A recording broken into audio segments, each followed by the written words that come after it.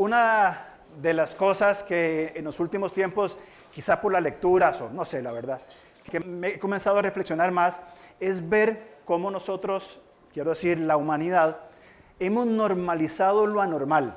Ayer iba corriendo ahí por San Antonio, como a las 7 de la mañana, y había un indigente sacando la basura.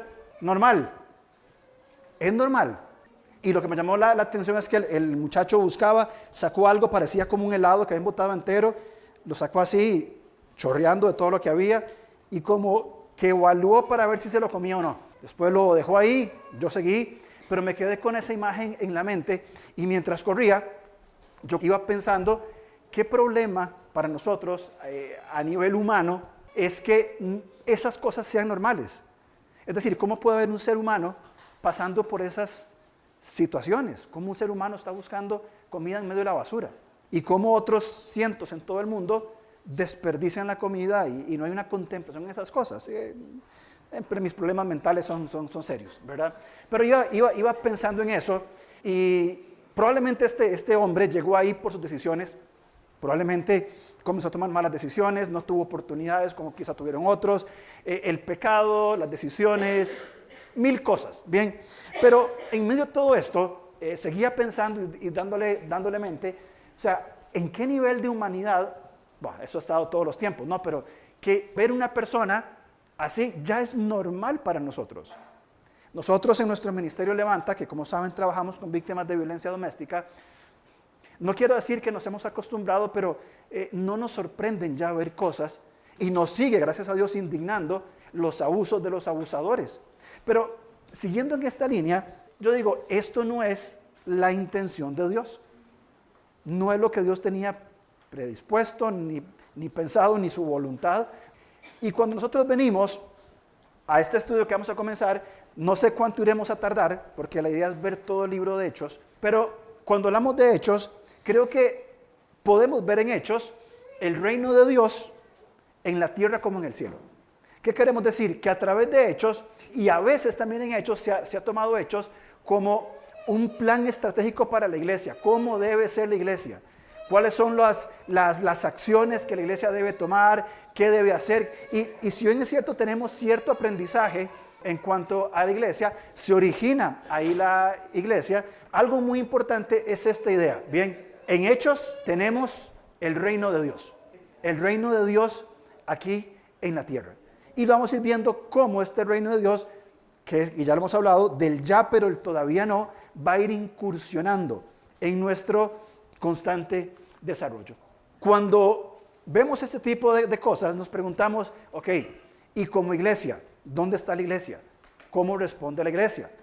Y cuando digo iglesia, hablo desde la iglesia organizada como nosotros, cómo estamos respondiendo nosotros. Pongamos las cosas claras, no vamos a eliminar por completo ni la pobreza, ni la indigencia, ni la violencia, ni siquiera en una provincia. Pero, ¿qué estamos haciendo? Hablo de iglesia a nivel personal. ¿Qué estamos haciendo nosotros, individuos que conformamos la iglesia? Bien, ¿cuál es nuestra respuesta? ¿Nos seguimos acostumbrando? ¿Nos seguimos normalizando?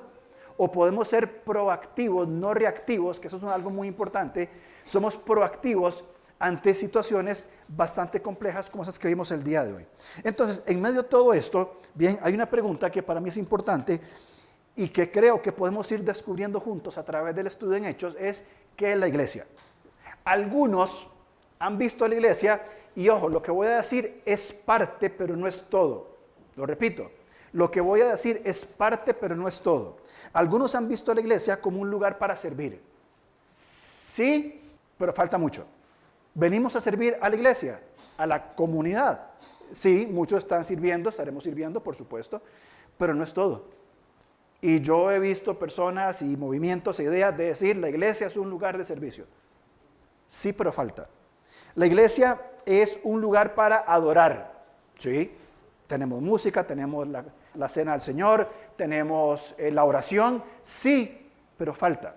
No es el único espacio para adorar.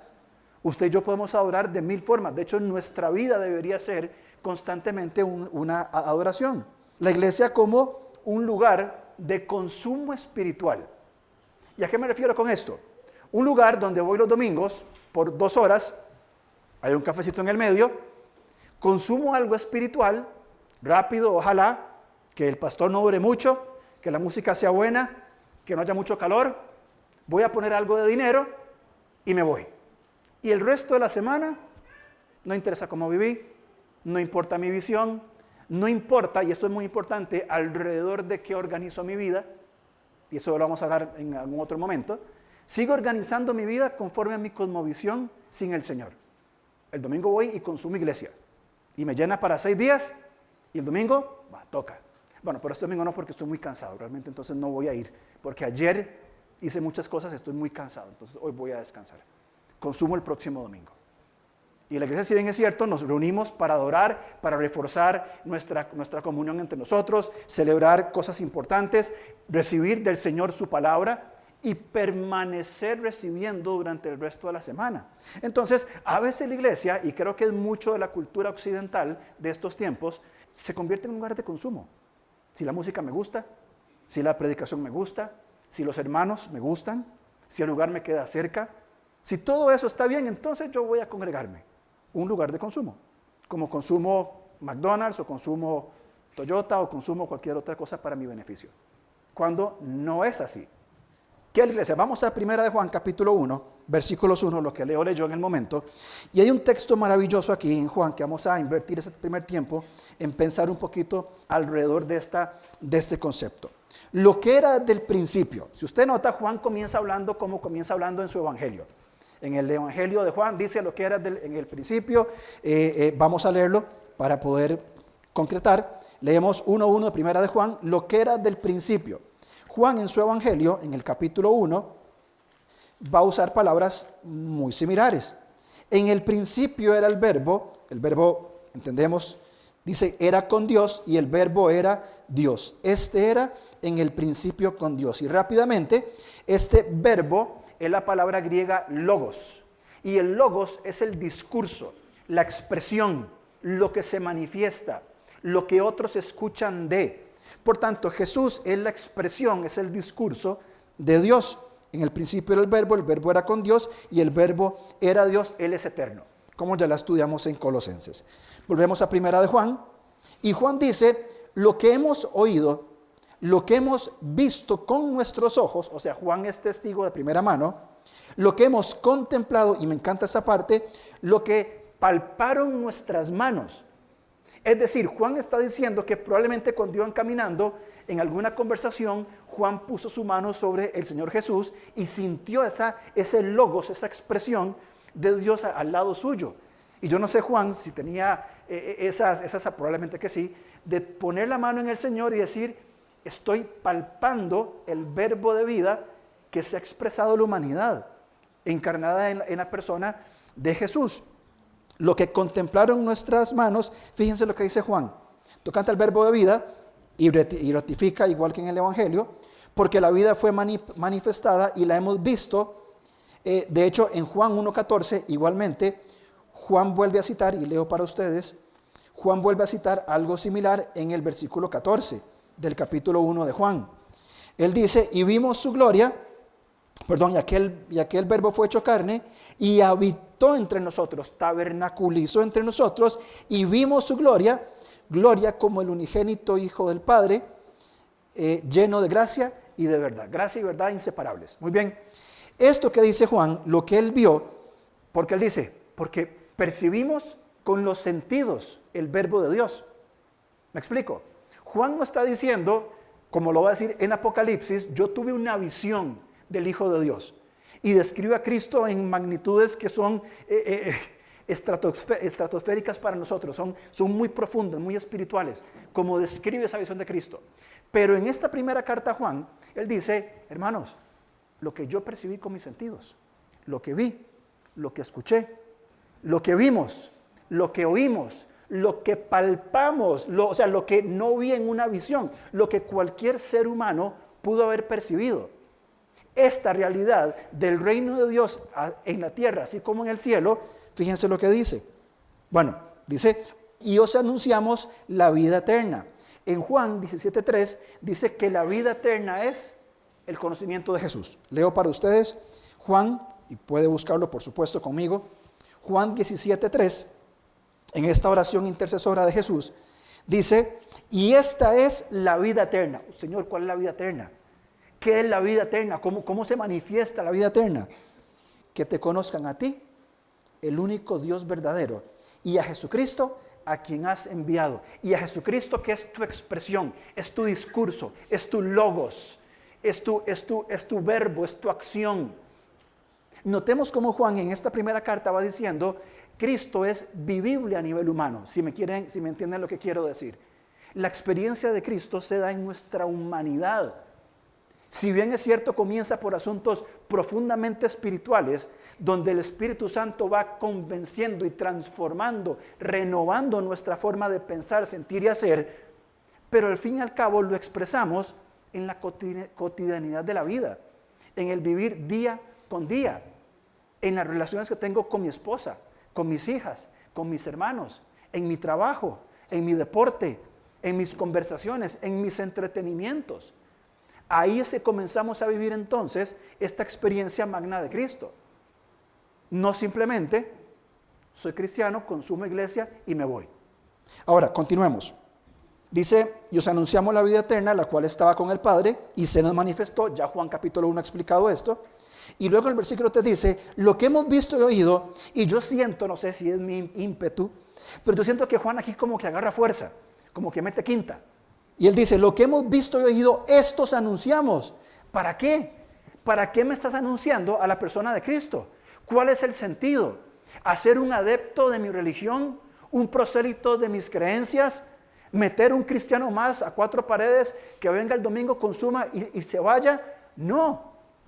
Y estos anunciamos, dice para que también, lo leo desde el principio, lo que hemos visto, oído, estos anunciamos, para que también vosotros tengáis comunión, puntos en común iguales con nosotros. Y nuestra comunión verdaderamente es con el Padre y con su Hijo Jesucristo. Lo que Juan ha explicado en el capítulo 1 y lo que reafirma en su primera epístola es que la iglesia, los creyentes, bien, más que el consumo dominical de iglesia, es una comunidad. Donde entonces, cada uno de nosotros, usted y yo, bien, tenemos por supuesto una comunión con Dios, por supuesto que sí. Por iniciativa de Dios, Él se ha revelado a nosotros. Nosotros le amamos a Él, ¿por qué? Porque Él nos amó primero. Estamos aprendiendo a responder al amor de Dios a través de vivir una vida en Cristo. No somos perfectos, estamos aprendiendo a responder a este amor. Bien, pero al mismo tiempo vamos a formar comunidad con aquellas personas que también tienen comunión con Dios. Porque entonces en este punto somos nosotros, usted y la comunidad, los que estamos viviendo la experiencia de Dios en la tierra. Muchos cristianos están esperando vivir su cristianismo cuando lleguen al cielo. Cuando lleguemos al cielo. Cuando estemos en el cielo. Y por supuesto va a ser una experiencia inimaginable. Pero entendemos por las Escrituras que mientras seguimos disfrutando de Dios por medio de Jesucristo y a través del Espíritu Santo en quien permanecemos con Él, bien, al mismo tiempo hay una relación fundamental, elemental y básica de comunidad. Cuando esta comunidad entiende quién es Dios, quién soy yo y quién es el prójimo, ahí estamos viviendo iglesia. Y esta iglesia, mi querido hermano, no se limita a los domingos de 10 a 12. No se limita a eso. Esta eclesia no se limita simplemente a llenar un formulario en línea y decir soy miembro de una iglesia. Yo creo que esta comunidad va viéndose a sí misma más que como cristianos, que hablamos el domingo anterior, hace 2 domingos, perdón, más que como cristianos, que somos cristianos, por supuesto, pertenecemos a Cristo, somos sus hijos, adoptados inseparablemente de Él, nos vamos viendo más como discípulos, como aprendices. Señor, estoy aprendiendo de ti. Eres mi rabí, eres mi Dios, eres mi Salvador, eres mi todo. Separado de ti, nada puedo hacer. Por tanto, yo necesito permanecer en ti y permanecer en comunidad. Cuando Juan termina de explicarnos esto, él va a decir algo muy importante. Versículo 4. Estas cosas os escribimos para que vuestro gozo sea cumplido. Y después Juan va a comenzar a explicarnos entonces cómo se vive esta comunidad. Porque él va a decir, en primer lugar, en el versículo 5, va a decir, empecemos por el principio. Dios es luz y en él no hay ninguna tinieblas. Y va a comenzar a describir esto como lo que algunos dicen. Si alguno dice que ama a su hermano, que está en Dios pero odia a su hermano, no ama a Dios, por ejemplo.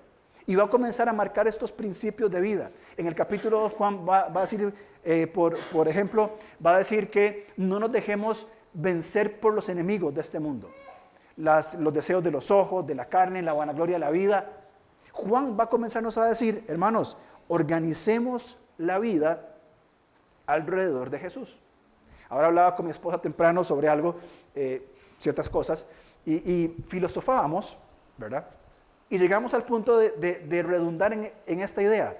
¿Por qué será que algunas personas que se llaman creyentes, cristianos, afirman ser cristianos, pero organizan su vida en cualquier otra cosa que no sea la persona de Dios?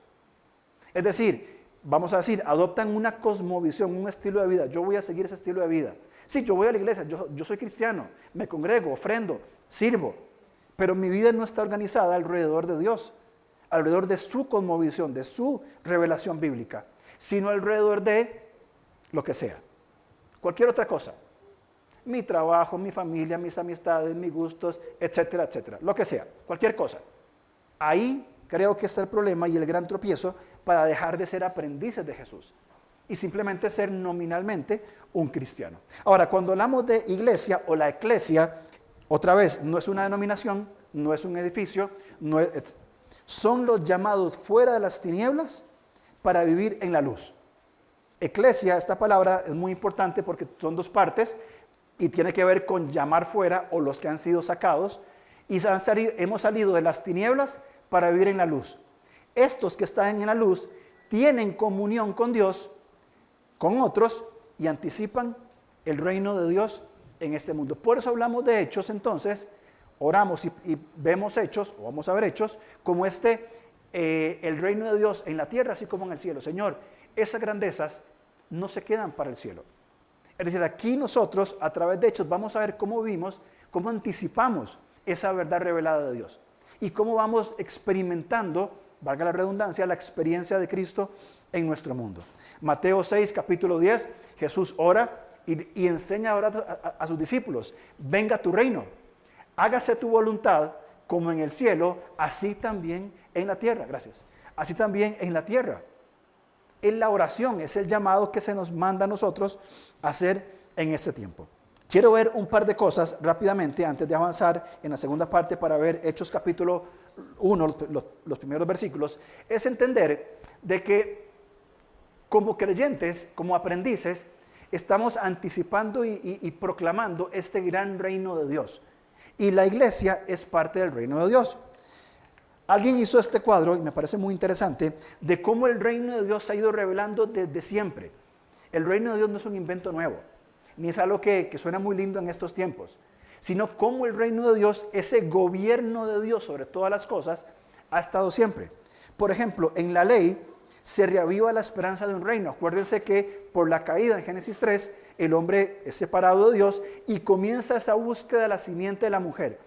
Y todo el Pentateuco, toda la ley, comienza a reavivar la esperanza. Hay esperanza. Va a haber una figura, va a venir la simiente de la mujer, que ¿qué va a hacer? Va a restaurar todas las cosas. Después con Salomón lo va a afirmar diciendo, vendrá un rey. En los profetas se prefigura este reino. ¿Cómo va a ser ese reino? Los profetas van a hablar de este reino constantemente.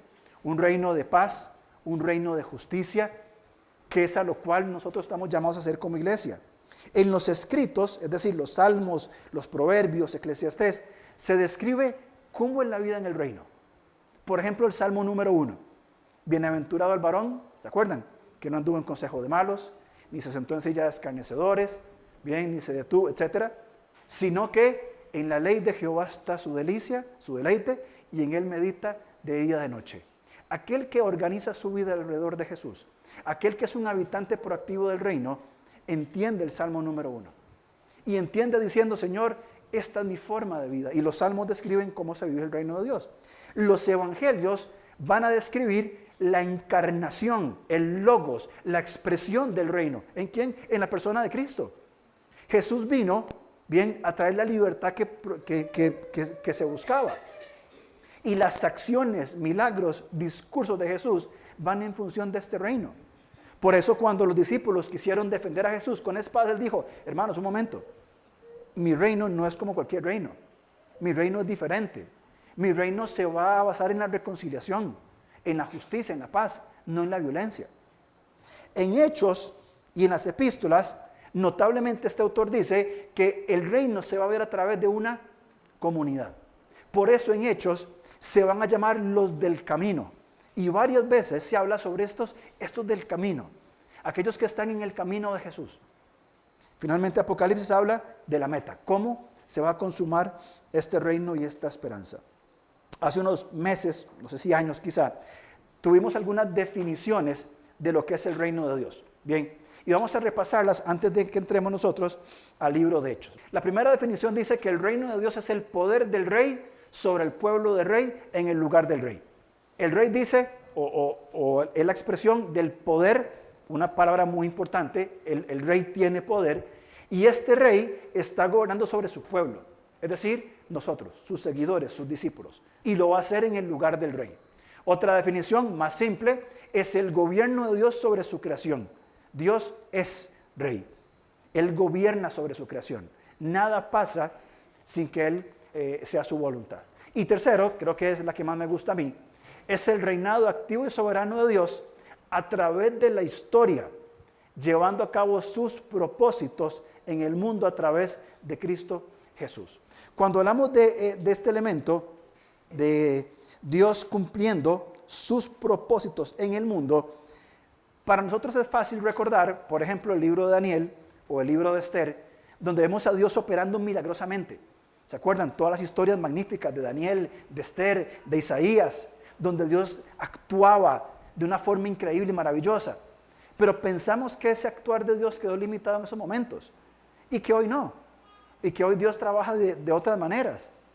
Y que si Dios sigue trabajando en la historia del mundo de acuerdo a sus propósitos. Y que si Dios sigue permitiendo cosas que no son su voluntad, pero Él las permite. Y que si Dios permite en esta gracia, bondad, cosas que hoy están pasando. Porque nos es fácil pensar en el Dios actuando en la humanidad en las narraciones bíblicas. En el arca de Noé, en Daniel, en Esther, en Nehemías, en Esdras. Facilísimo. Pero hoy, ¿sigue actuando Dios hoy? ¿Dios sigue siendo soberano en estos propósitos divinos? Por supuesto que sí. Y lo está haciendo a través, por supuesto, de su gobierno, pero puntualmente dice a través de su iglesia. Y la iglesia, nosotros hemos sido llamados, bien, hemos sido sacados de las tinieblas para anunciar las virtudes de aquel que nos sacó de las tinieblas y nos llamó a su luz admirable. Para eso estamos nosotros. Y eso no se limita a que la iglesia sea un domingo. Vamos a ver en Hechos, en la segunda parte, cuáles son algunos principios introductorios que notamos en Hechos de cómo Dios sigue anticipando o sigue invitándonos a anticipar su reino aquí y ahora. ¿Cómo yo entonces, como un creyente del siglo XXI en una Costa Rica de estos tiempos, cómo puedo yo anticipar el reino de Dios? ¿Y cuáles son los principios que vamos a ir viendo bien marcados en Hechos para seguir anticipando y viviendo este reino del gran rey que sigue reinando?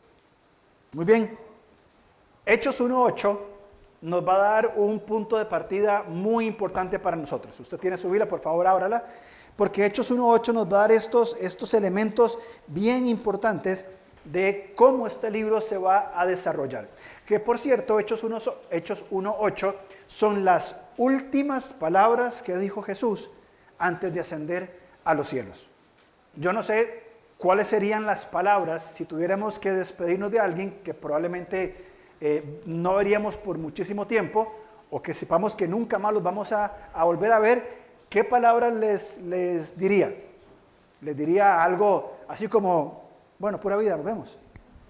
O realmente diría algo en su corazón, algo que es importante decirle a esa persona. Bueno, Jesús antes de irse antes de ascender a los cielos, Él discute con los discípulos y les dice: me seréis testigos en Jerusalén, en Judea, en Samaria y hasta el último de la tierra.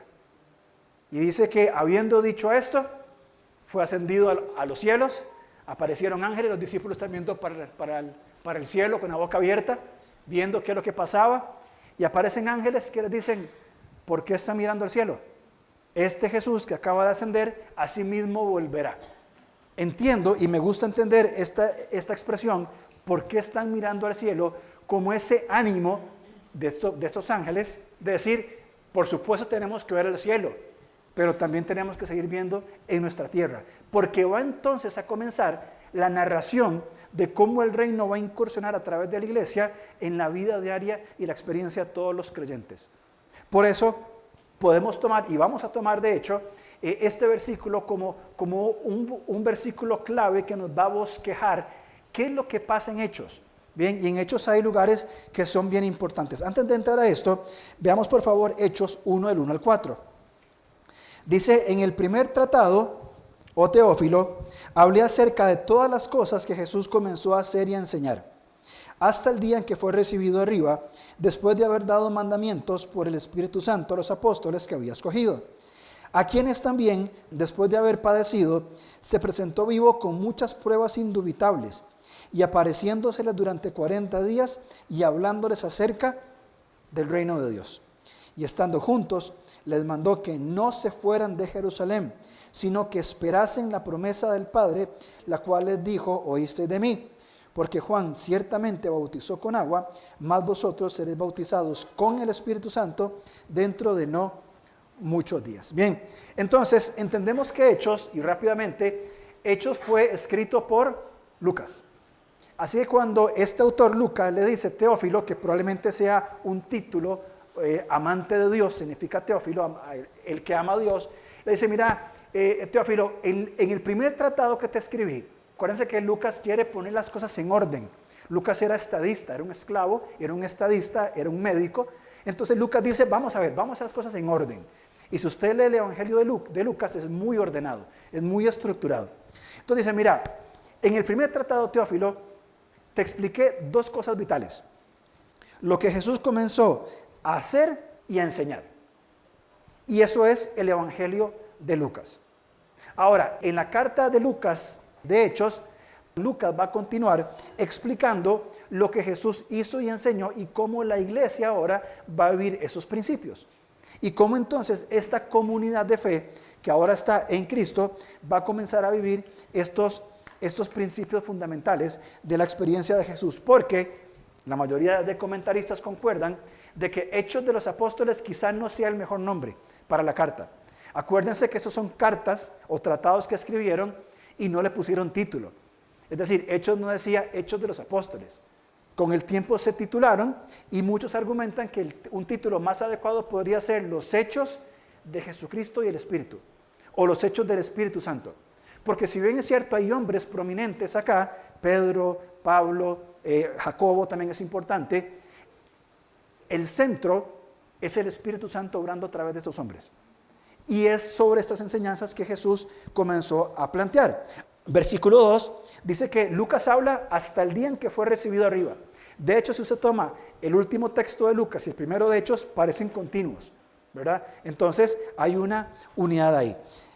En el versículo 2 dice, después de que hasta que fue recibido arriba, que ya lo vamos a narrar aquí. Después de haber dado mandamientos por el Espíritu a los que había escogido, es decir, a los 12.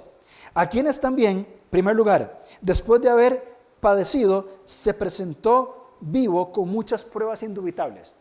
Una característica de la comunidad es la confianza en el Cristo resucitado. Cristo resucitó. Y lo primero que él hacía, lo primero que él hizo con los discípulos, es decir, vean, la resurrección sucedió. Hay un hecho fundamentado y esta resurrección trae, por supuesto, que esperanza. Entonces, lo primero que hace es, estoy vivo. Tomás dudó, lógicamente. Otros estaban medios que querían como que no creían. Pero se presentó, dice, con pruebas indubitables, con pruebas sin ningún espacio de duda. Ciertamente dijeron, resucitó. Vimos el cuerpo muerto. Vimos cuando metieron la lanza en el costado y salió agua. Vimos cuando fue puesto en una tumba, cerrada por 3 días. Vimos, escuchamos, que es lo que Juan dice en la primera carta de Juan. Muy bien, pero después de que afirma su resurrección, dice, apareciéndole durante 40 días después de que resucitara, y fíjense esa parte, hablándoles del reino de Dios.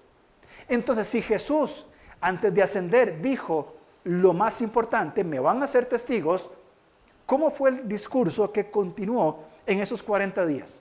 Ojalá hubiera algunos escritos, ¿verdad? De esos 40 días. Sería tan fácil, pero no tenemos nada.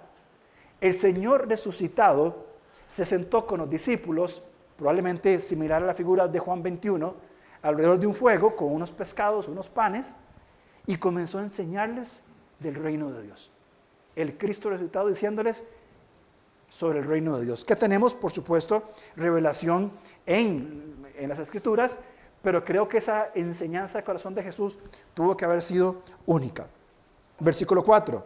Y estando juntos les mandó que no se fueran de Jerusalén, sino que esperaran la promesa del Padre, la cual es la venida del Espíritu Santo. Pentecostés, que va a suceder en el capítulo 2, sucede 50 días después de la Pascua. Jesús muere en la Pascua y 50 días después de Pascua es resucitado. Dice aquí el texto de Lucas que Jesús estuvo presente con ellos por 40 días. Es decir, que cuando dice no se vayan de Jerusalén hasta que venga el Espíritu Santo, iban a pasar solamente 10 días. Así que entre Hechos 1, 6, cuando Él asciende, y capítulo 2, solamente pasan 10 días. Por eso Jesús les dice lo que va a suceder pronto. No se vayan, quédense en Jerusalén. ¿Ok? Ese fue el mandato. ¿Se pueden quedar aquí por 10 días? Sí, Señor. Muy bien. ¿Qué no lo van a hacer? Como todo ser humano rebelde, no lo van a hacer. Cuando termina esto, Él dice, en el versículo 5, dice, el 6, dice, entonces los que se habían reunido le preguntaron, y aquí estoy haciendo una conjetura, estoy usando la imaginación de más, quizá entre ellos discutían, ¿viste que Jesús dijo esto y esto? ¿Vos pensás que sea esto? No, yo creo que es lo otro. Y comienza la discusión entre los discípulos, ¿y qué dicen? Pregúntame al maestro. Se acercan a preguntarle, quizá la duda más general que tenían entre ellos, y la pregunta es en el versículo 6, Señor, ¿restaurarás el reino a Israel en este tiempo? Una pregunta muy puntual. Versículo 7, y les dijo, no os toca a vosotros saber los tiempos o los sazones que el Padre puso en su sola potestad. Es decir, muchachos, no se preocupen del cuándo, preocúpense del qué. Y ese es el mensaje que en Hechos vamos a encontrar. No se preocupen del cuándo, no se preocupen del tiempo cronológico, no se preocupen del escenario mundial. Aquí la palabra que se usa para sazones, para tiempos es cronos, un tiempo cronológico, y la palabra sazones es la palabra kairos, que es como el escenario, el gran escenario, el contexto. No se preocupen el cuándo ni qué va a estar pasando, ocúpense en el qué.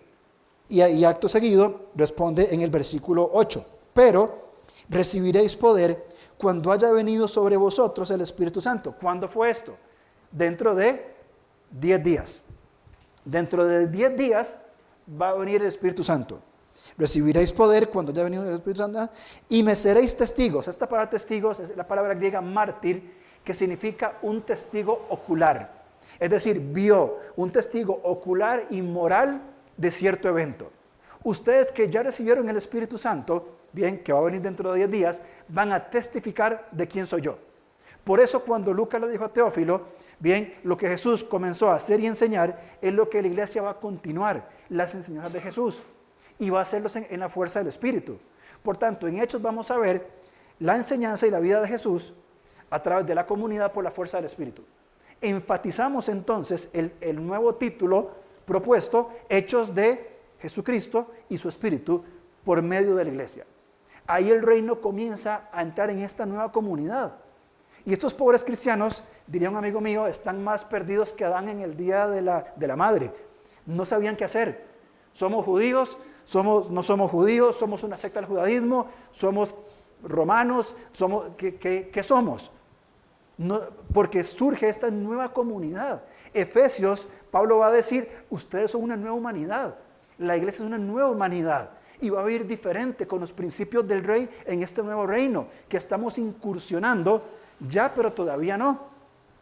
Entonces, el Señor comisiona esto. Ahora, interesantemente, los eventos se van a comenzar a dar en este orden.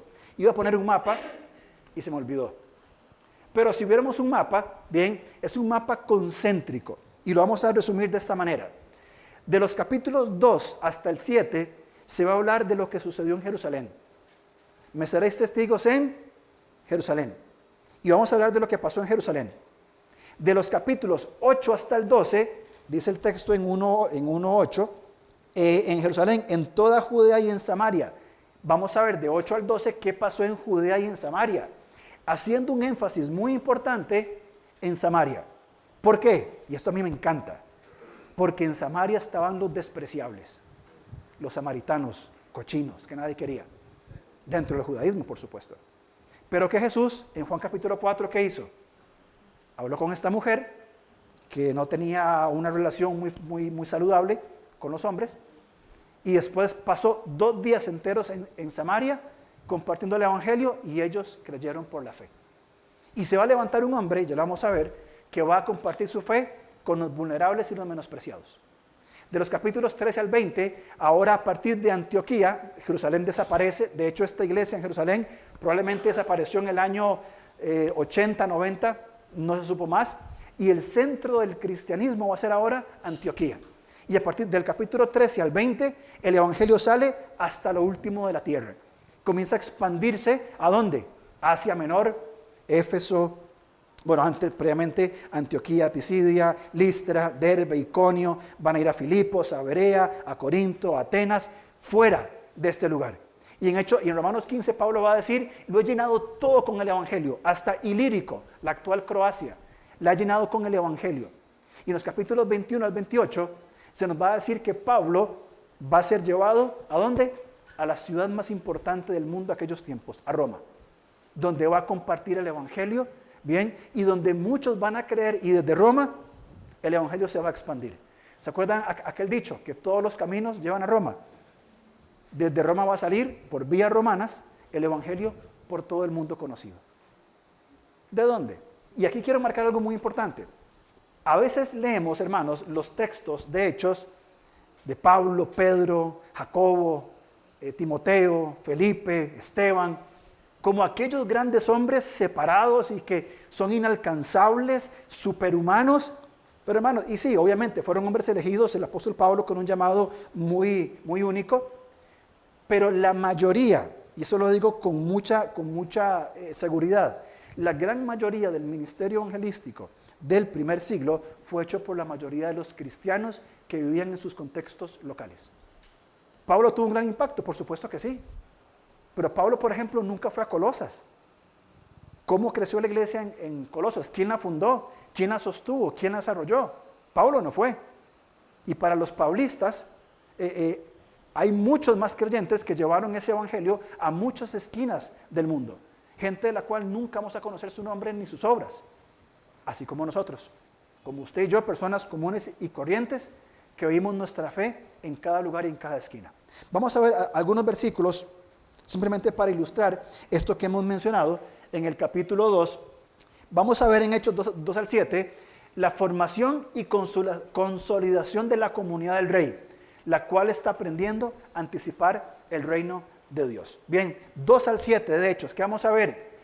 La comunidad comienza a formarse. Y van a haber judíos, van a haber gentiles, van a haber gente de diferentes naciones, van a surgir las diferencias. De hecho, en Hechos capítulo 6 hay una diferencia étnica y un supuesto menosprecio de la iglesia a cierto tipo de viudas. Y la comunidad va a comenzar a aprender cómo vivir su fe juntos y anticipar el reino de Dios por medio de la justicia y de la paz. Por eso, Hechos 1:8, que ya lo leímos, vamos a recibir poder con el Espíritu Santo y le hablarán a la gente acerca de mí en todas partes, Judea, Samaria, hasta lugares más lejanos de la tierra. En Romanos 15, Pablo quería ir hasta España, a la provincia romana de Hispania, y muchos comentaristas han sugerido que el interés de Pablo era llegar hasta el último punto de la tierra, la Finestera, el cabo más al occidente del actual Portugal, el último puntito de Europa. Pablo quería llegar ahí, pasaba por Roma, yendo para ese lugar. Pero esa era la visión de Pablo.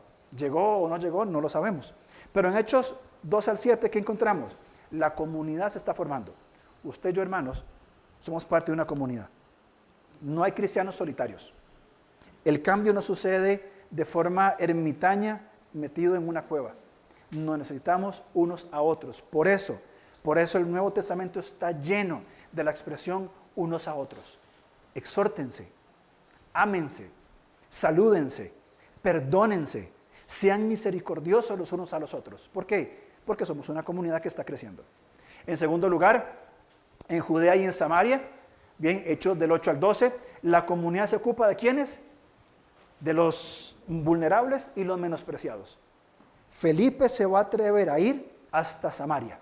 Cosa interesante, Jesús les dijo, no se vayan de Jerusalén hasta que llegue el Espíritu Santo. Llegado el Espíritu, me van a ser testigos en todos los lugares. ¿Pero qué hizo la iglesia? Sí, pero estamos muy cómodos aquí, hermanos. Mejor pongamos sillitas, pongamos ventiladores, nos sentamos, hacemos una carnita, un vinito, compartimos. ¿Y para qué salir? ¿Para qué incomodarnos? Hechos 8:1. Este día comenzó una gran ola de persecución que se extendió por toda la iglesia de Jerusalén. Y todos los creyentes, excepto los apóstoles, fueron dispersados. ¿Por dónde? Las regiones de Judea y Samaria. Jesús dijo, ¿van a ser testigos? Sí, Señor. Pero están muy sentados. Sí, Señor, ya voy. Eso es como cuando uno le dice a un adolescente, acomoda el cuarto. Ya voy. Y nunca pasa. No van a ir. En 1:8 les dije, vayan. Y en 8:1 no van. Una persecución entonces. Y salen muchos. Y hay mucho contexto en esto que ahora no vamos a poder compartir. Muy bien. Entonces, en esta salida, sale por ejemplo, Esteban muere, apedreado. En esta salida, Felipe se va para los samaritanos y comparte el evangelio en Samaria. Pedro y Jacobo llegan a Samaria y dicen, los samaritanos recibieron el Espíritu Santo, como nosotros. Entonces quiere decir que también pueden ser salvos. Y comienza a expandirse esta comunidad y eso va a pasar en los capítulos del 8 hasta el 12. Después, en este capítulo 12, se consolida la iglesia en Antioquía, una ciudad gentil al norte de Jerusalén, compuesta mayormente por gentiles, y esta comunidad es enviada a todo el mundo con el mensaje del rey para formar aprendices del rey. Ahora, esta comunidad en Antioquía no era una comunidad pasiva, era activa. Cierto día, mientras estos hombres adoraban al Señor y ayunaban, el Espíritu Santo dijo, consagren a Bernabé y a Saulo para el trabajo especial al cual los he llamado. Así que, después de pasar más tiempo en ayuno y oración, les impusieron las manos, váyanse. Era una iglesia activa, con visión de comunidad y con visión de misión. Y un día el Espíritu Santo fue claramente y dijo, Pablo, Bernabé, que después se pelean y se separan, eso es otra historia, vayan. Pero Señor, vayan. Vayan a Listra, Derbe, Iconio. De ida predican el evangelio, de vuelta establecen ancianos en cada ciudad. Vayan, salgan.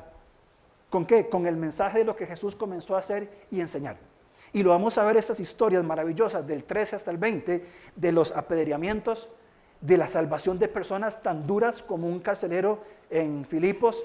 Lo vamos a ver en el corazón piadoso de una mujer como Lidia, de la predicación tan filosófica de Pablo en Atenas, del corazón de Pablo por los Efesios, de la tristeza cuando les dijo, nunca más los voy a volver a ver. Finalmente, en el capítulo 20, 21 al 28, Pablo es llevado a Roma, hay una travesía, estuvo preso injustamente por 3 años. Preso en una cárcel, en otra, una audiencia, un juicio, cambiaban de gobernador, toda la burocracia que conocemos nosotros viene de aquel tiempo. Hasta que finalmente Pablo llega a Roma. ¿Y cómo termina Pablo? Hechos 28, por favor. Versículo 28 al 31. Sabed pues que a los gentiles es enviada esta salvación de Dios y ellos oirán. Y cuando hubo dicho esto, los judíos se fueron teniendo gran discusión entre sí. Y Pablo permaneció 2 años enteros en una casa alquilada y recibía a todos los que venían, los que a él venían, predicando el reino de Dios y enseñando acerca del Señor Jesucristo abiertamente y sin impedimento. ¿Cómo termina Pablo? ¿Cómo termina Pablo su testimonio? En una casa en Roma alquilada y recibía. ¿Y qué hacía a los que recibía? ¿Qué hacía? Les enseñaba sobre el reino de Dios. Este es el rey. Cristo es el rey. Predicaba el evangelio. De hecho, cuando termina Pablo la carta a los filipenses, Pablo les escribe diciendo: los de la casa de César os saludan. ¿Quiénes son la casa de César? Sino los soldados romanos que probablemente Pablo pudo llegar con el evangelio del reino de Dios mientras estuvo preso durante 2 años. Esto es Hechos. Hechos es la comunidad que está anticipando el reino de Dios por medio de la predicación del evangelio. Hechos es la comunidad donde Dios usa a quien Él quiera. Y nos cuenta la historia de algunos cuantos: Felipe, Esteban, Pablo, Lucas. Algunos murieron al primer intento, como Esteban apedreado. Otros pasaron años de años, como Juan, hasta ser martirizado en la isla de Patmos. Pero todos tienen una distinción. Creyeron por la fe en Cristo Jesús, fueron parte de una comunidad y entendieron lo que implica la anticipación del reino de Dios por medio de la predicación del evangelio. ¿Cuál es mi oración? Por mí, en primer lugar, como el más duro de este lugar, y por ustedes, que sepamos entender a qué nos ha llamado Dios como la iglesia, no el servicio litúrgico del domingo, no como las actividades puntuales que se hacen, sino la iglesia, la eclesia, la comunidad de creyentes que organizan su vida alrededor de Jesús y que juntos crecemos en su comunión, tenemos comunión entre nosotros y proclamamos el evangelio de todas formas posibles. Esa es la oración. La primera mención de Saulo es Hechos 13:9. Echándole fuera de la ciudad, le apedrearon a Esteban y los testigos pusieron sus ropas a los pies de un joven que se llamaba Saulo. La primera referencia de Saulo es que pusieron los pies de Esteban, a sus pies las ropas de Esteban, para que Saulo aprobara este asesinato como una figura de autoridad. Yo, como fariseo, apruebo la herejía que se acaba de hacer. El último versículo en Hechos es el que acabamos de... Ahí lo puse, con razón no me aparecía. Es el que acabamos de leer. ¿Cómo comienza Pablo en Hechos? Aprobando el asesinato de Esteban. ¿Cómo termina Pablo en Hechos? En una casa, confinado, haciendo discípulos del Señor Jesús, predicando sobre el reino de Dios. ¿Cómo termina Pablo en el Nuevo Testamento? Yo ya estoy para ser sacrificado y el tiempo de mi partida está cercano. He peleado la buena batalla y he acabado la carrera, he guardado la fe. Yo no sé, mi querido hermano, en qué condición empezó usted. Es más, vamos un poquito más todavía. Yo no sé en qué condición está usted hoy, empezando el año 2025. Yo no sé cómo está usted, cuál es su expectativa de su vida cristiana. Yo no sé si para usted la iglesia es un lugar de consumo. Yo no sé si la iglesia es un lugar donde voy para que no me regañen. Yo no sé si menosprecio la comunión con el prójimo. No sé si usted tiene un problema en su comunión con Dios o no.